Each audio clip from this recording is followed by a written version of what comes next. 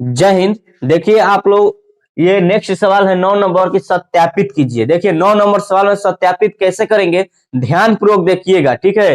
तो यहाँ पर दिया है कि x cube plus y cube equal to x plus y, और एक क्वेश्च में है x square minus x y plus y square, ठीक है। अगर आप लोग मेरे चैनल पर नए हो तो मेरे चैनल को सब्सक्राइब कर दीजिए। चलिए मैं अब चालू करता हूँ। देखिए यहाँ पर दिया है कि x plus y x square minus x y plus y square, और इससे हल करने के बाद इतना लेकर के आना है, ठीक है ना। तब देखिए हमें कुछ करना नहीं है, केवल ये जो एक्स दिखाई दे रहा है इन तीनों मानों में गुणा कर देना है, ठीक है ना। फिर एक बार यदि आप लोग को वाई दिखाई दे रहा है, इन वाई से इन तीनों मानों में गुणा कर देना है। जो कटेगा उसे कटा देना है, जो बचेगा वो ये वाला बचेगा, ठीक है ना। X cube plus y cube. तो ध्यान पूर्वक देखिए मैं कैसे बता रहा हूँ। सबसे पहले एक्स में और एक्स स्क्वायर में यदि गुणा करेंगे, एक्स और एक्स स्क्वायर में, तो एक्स के घात 3 आएगा, क्योंकि 2 घात और 1 घात 3 हो जाएगा। 1 घात 2 घात 3 घात, तो एक्स के घात 3 आएगा। फिर एक्स से एक्स में गुणा करेंगे तो प्लस और माइनस यहाँ पर हो जाएगा माइनस, और एक्स में एक्स वाई स्क्वायर से गुणा करेंगे तो एक्स एक्स एक्स स्क्वायर, और ये वाला वाई। बात समझ में आ रहा है। तो यहाँ पर हो जाएगा एक्स स्क्वायर वाई। फिर इसी तरह एक्स में इस प्लस वाई स्क्वायर से करेंगे तो प्लस प्लस हो जाएगा प्लस एक्स वाई स्क्वायर हो जाएगा। इसी तरह जब यहां पर हो जाएगा तो फिर प्लस वाई से अंदर गुणा करेंगे, तो प्लस प्लस यहां पर हो जाएगा प्लस वाई में एक्स स्क्वायर से गुणा करेंगे तो एक्स स्क्वायर वाई, क्योंकि दोनों दोनों पद क्या है, और चर ही है, लेकिन अलग अलग चर है, इसलिए यहां पर आपस में सटाकर रख दिए। बात समझ में आया। एक समान चर रहता है और एक समान घात रहता है, ठीक है। एक समान चर आता है तभी उसका घात गुणा में क्या करते हैं, जोड़ते हैं, अन्यथा सटाकर रख देते हैं। इसी तरह प्लस माइनस यहां पर हो जाएगा माइनस एक्स हो जाएगा, और y के घात 1 और 1 घात y स्क्वायर हो जाएगा, ठीक है। इसी तरह यहाँ पर प्लस प्लस प्लस y के घात 3 हो जाएगा। अब यहीं पर समझने वाली बात है, क्या है यहाँ पर एक्स वाई स्क्वायर और x y square plus minus एक जैसा रहता है। एक संख्या प्लस में रहती है और दूसरी संख्या रहती है आपकी माइनस में, तो एक संख्या काट देते हैं, ठीक है।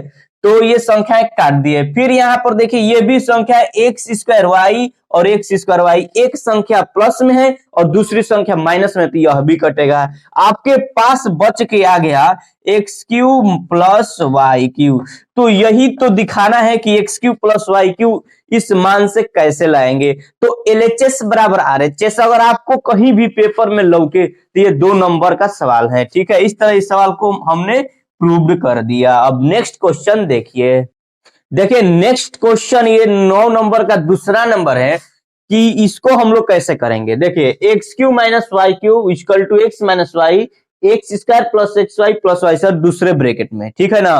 तो ये सेम वही सवाल है, केवल इसमें माइनस है, ठीक है। सेम वही सवाल है, इसमें माइनस है, तो कुछ करना नहीं है। ध्यान पूर्वक देखिए इसको कैसे करेंगे, क्योंकि इसका यह फॉर्मूला है, ठीक है ना। यह फॉर्मूला है। तो अब देखिए कैसे करेंगे यहाँ पर। तो सबसे पहले एक्स से इन तीनों मानों में गुणा करेंगे और वाई से इन दोनों मानों में गुणा करेंगे। तो एक्स में एक्स स्क्वायर से गुणा करेंगे तो एक्स घात 3 होगा, माने इसमें और इससे गुणा करेंगे, फिर इसमें इससे गुणा करेंगे, फिर इसी से इसमें गुणा करेंगे। समझ में आ रहा है ना बात। तो गुणा करेंगे तब यहाँ से एक्स में एक्स स्क्वायर से एक्स घात 3 होगा, फिर प्लस प्लस प्लस हो जाएगा, एक्स स्क्वायर वाई हो जाएगा, इसमें गुणा करेंगे तो फिर इसमें एक्स से गुणा करेंगे तो एक्स वाई स्क्वायर हो जाएगा प्लस में, ठीक है। लेकिन यहाँ पर माइनस वाई है, यहाँ पर माइनस वाई से अंदर सभी में गुणा करना है, ठीक है ना। माइनस वाई से इन तीनों मानों में गुणा करना है कि माइनस वाई से गुणा करेंगे तो क्या होगा। तब देखिए माइनस प्लस यहाँ पर हो जाएगा माइनस, और y में एक्स स्क्वायर से करेंगे तो एक्स स्क्वायर वाई हो जाएगा, फिर माइनस प्लस यहाँ पर माइनस होगा, फिर यहाँ पर एक्स वाई स्क्वायर लिखेंगे, फिर माइनस प्लस यहाँ पर माइनस होगा, और y में y के घात 2 से करेंगे तो y 1 घात 2 घात 3 घात हो जाएगा। अब यहीं पर समझने लायक बातें हैं कि हमारे क्या कटेगा। एक्स स्क्वायर वाई एक प्लस में है और एक माइनस में, तो कट जाएगा। एक्स वाई स्क्वायर एक प्लस में है, एक्स वाई स्क्वायर एक माइनस में है, फिर भी यह भी कट जाएगा। एक जैसा है और एक प्लस में रहेगा और दूसरा माइनस में रहेगा, तो कट जाएगा। आपके पास जो बच के आया है x cube minus y cube बच के आ गया। यही तो करना था इस सवाल में। तो हम लोग ये इससे यह सवाल करके x cube minus y cube ला करके हम लोग प्रूव कर दिए। अब नेक्स्ट क्वेश्चन देखिए नेक्स्ट 10 नंबर क्वेश्चन कैसे करेंगे, ध्यान पूर्वक देखिए कि इसका गुणनखंडन यदि करना हो तो गुणनखंडन कैसे करेंगे। दिया है कि 27y³ प्लस 125z³, इसका मान बताना है आपको। तो ध्यान पूर्वक देखिए कि इसका मान कैसे करेंगे। 27y को लिखेंगे 3y का होल क्यूब, यदि 3 का घन करेंगे तो 27 आ जाएगा, y³ है। फिर यहाँ पर प्लस 5z का होल क्यूब करेंगे तो 125 आएगा, 125 करेंगे तो आएगा 5 का घन, ठीक है, और z³ है ही। तो हम लोग जानते हैं चूंकि a³ प्लस b³ का हमारे पास फॉर्मूला होता है a प्लस b एक कोष्टक में और दूसरे कोष्टक में होता है a² minus ab plus b²। ये हमारे पास इसका फॉर्मूला होता है। तब हमारे पास a का मान 3y है, a का मान 3y है और b का मान हमारे पास कितना है 5z है। तो इसी मान में हमें बैठा देना है। तो पहले हो जाएगा 3y प्लस 5z एक कोष्टक में लिखेंगे और दूसरे कोष्टक में हम लोग लिखेंगे यहां पर a² यानी कि 3y का वर्ग लिखेंगे माइनस a और b है। तो एक आपके पास 3y है और b के मान हमारे पास कितना है 5z है यहाँ पर, ठीक है, और प्लस b² है, चूंकि 5z का हम लोग यहाँ पर वर्ग करेंगे। नेक्स्ट एक स्टेप आपको बढ़ा देना है, इसको कैसे करेंगे, यहाँ पर 3y प्लस 5z एक कोष्टक में रख देंगे और दूसरे कोष्टक में रखेंगे 3 का वर्ग क्या हो जाएगा 9y² माइनस 5 × 15 हो जाएगा yz, ठीक है, अब प्लस हो जाएगा 25z²।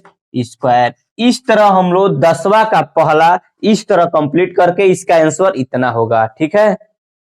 10वां का 2 नंबर देखिए कि 10वां का 2 नंबर हम कैसे करेंगे। यहाँ पर दिया है कि 64m³ माइनस 343n³, इसका गुणनखंडन करना है। तो यह भी एक फॉर्मूला है, ध्यान पूर्वक देखिए कि हम लोग इसको किस फॉर्मूले पर करेंगे, समझ में आ रहा है ना।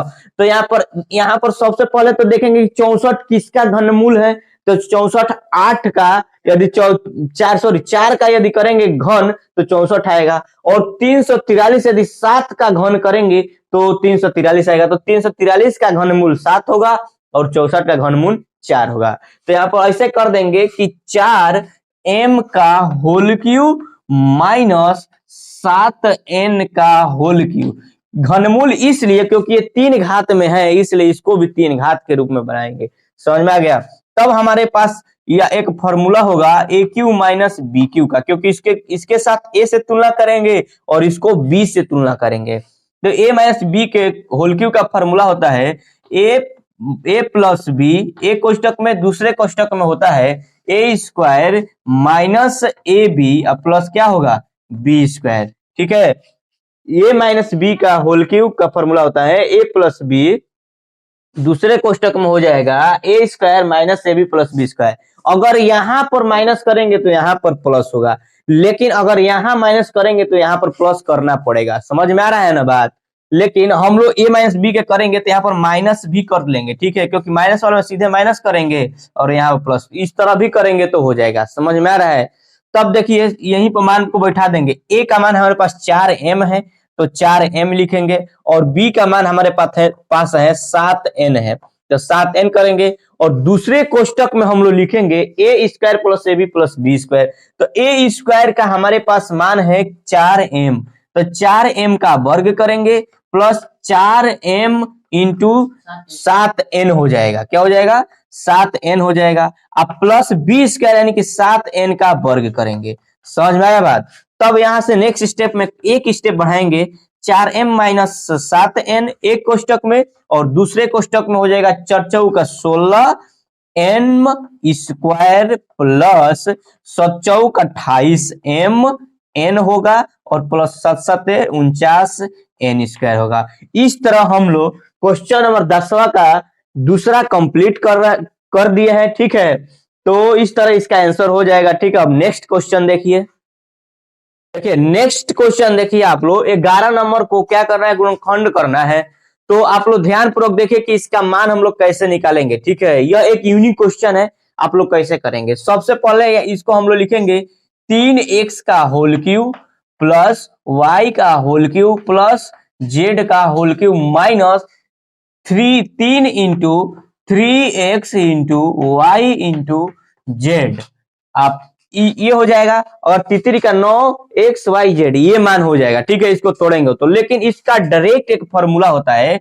देखिए चूंकि हम एक फॉर्मूला लिख रहा हूं, a cube plus b cube plus c cube minus 3ab का फॉर्मूला एक डायरेक्ट फॉर्मूला होता है। देखिए डायरेक्ट फॉर्मूला क्या होता है, सबसे पहले लिखेंगे a plus b plus c एक कोष्टक में लिखेंगे और दूसरे कोष्टक में लिखेंगे a square plus b square plus c square minus a b minus b c minus c a, ऐसे लिखेंगे। ठीक है, तो इसका एक डायरेक्ट फॉर्मूला, तो हमारे पास ए का मान है, बी का मान है और सी का मान है ना, यहाँ पर ए बी और सी ये तीनों मान है, तो इसमें बैठा देंगे। तो ए का मान हमारे पास है 3x plus y plus Z हो जाएगा एक कोष्टक में, और दूसरे कोष्टक में देखिए ए का मान 3x, बी का मान y और जेड का मान जेड है, मतलब बी का मान जेड है। तो इसमें केवल फॉर्मूले में बैठाने में क्या जाता है, ए बी सी का मान तो बैठा देना है, बस समीका आपको याद होना चाहिए।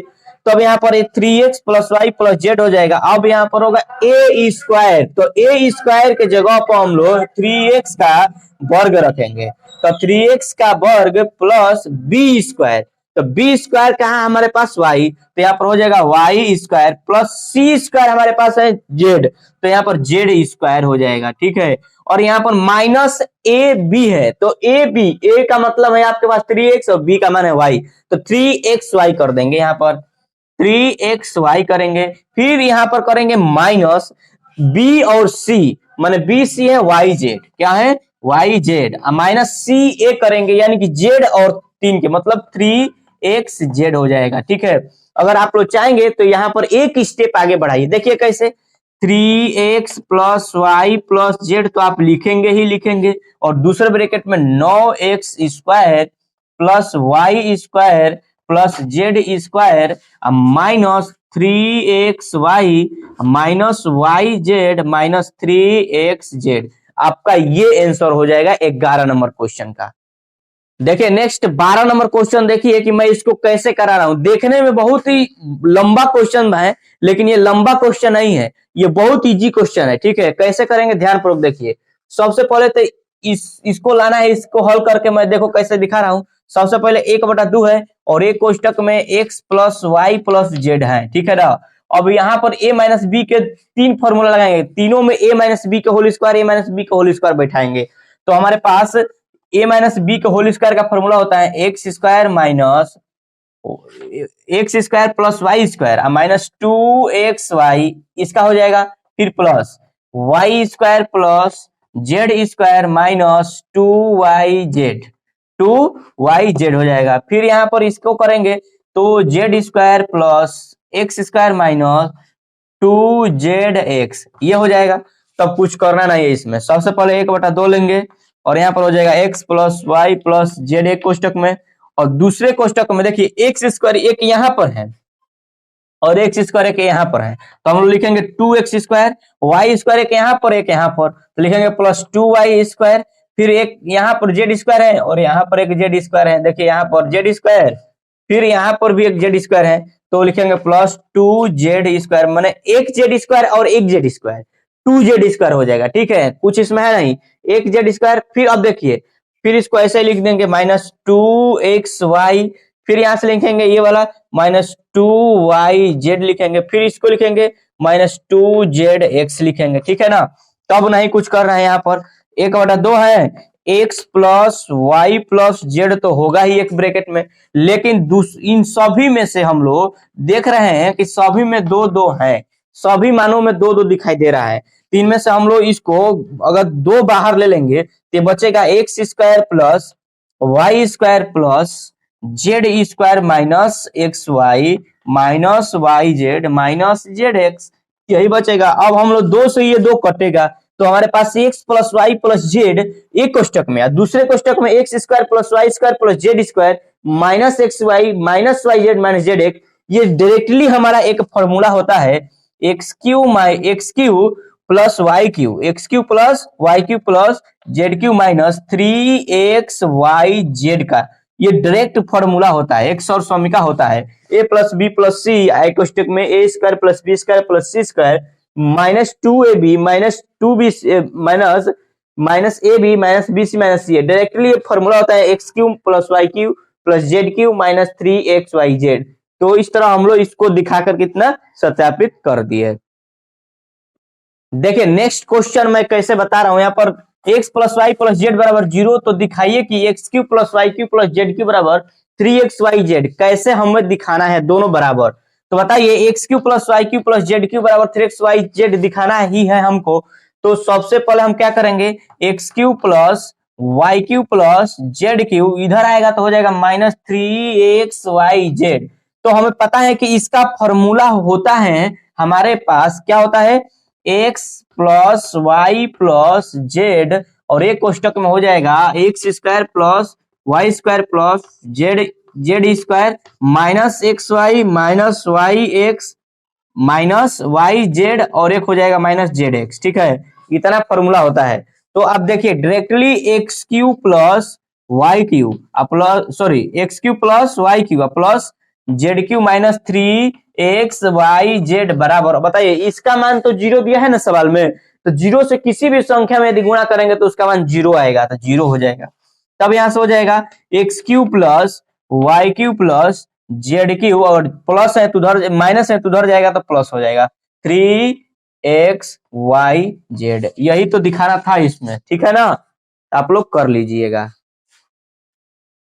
नेक्स्ट क्वेश्चन देखिए 14 नंबर में कैसे बता रहा हूं, यहाँ पे माइनस 12 के क्यू प्लस 7 के क्यू प्लस 5 का क्यू है, ठीक है ना। इन तीनों का मान बताना है लेकिन घन नहीं करना है, इसको एक सरसमीका पर इसका मान ज्ञात करना है। ऐसे तो घन करके आप बता ही सकते हो लेकिन घन का परिकलन किए हुए बिना इसका मान ज्ञात करना है। तो सबसे पहले इसका तुलना करेंगे a cube plus b cube plus c cube से तुलना करेंगे तो एक a cube plus b cube plus c cube का यदि हम लोग डायरेक्ट करेंगे घन का बिना परिकलन किए हुए बिना, तो हम लोग a cube plus b cube plus c cube का हमारे पास एक फॉर्मूला होता है 3abc, ठीक है, डायरेक्ट मान रखेंगे हम लोग, ठीक है। तब यहां से हम लोग करेंगे 3 इंटू ए का मान है -12 और बी का मान है 7 और सी का मान है 5।